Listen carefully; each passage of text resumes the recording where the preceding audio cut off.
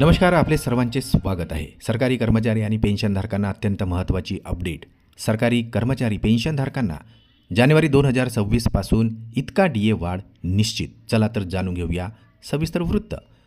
त्यापूर्वी आपणास विनंती आहे की चॅनलला जर नवीन असाल तर सबस्क्राईब करायला विसरू नका. नवनवीन अपडेट मिळविण्यासाठी बेल आयकॉनला प्रेस करायलाही विसरू नका आणि अत्यंत महत्त्वाची आनंदाची बातमी शेअर करायलाही विसरू नका. सरकारी कर्मचारी आणि पेन्शनधारकांना माहे जानेवारी 2026 पासून DA वाढ निश्चित झाली आहे. सरकारी कर्मचाऱ्यांना DA वाढ ही ऑल इंडिया ग्राहक निर्देशांकाच्या आधारे निश्चित करण्यात येत असते.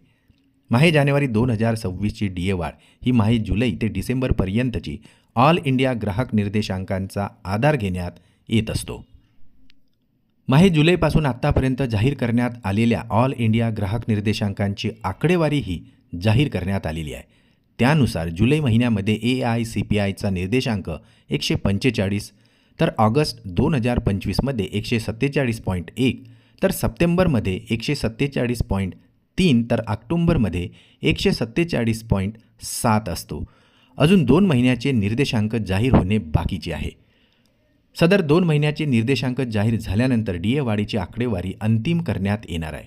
4 महिन्याच्या आकडेवारीचा विचार केला असता महागाई भत्त्यामधील वाढ ही 1.50% इतकी होईल.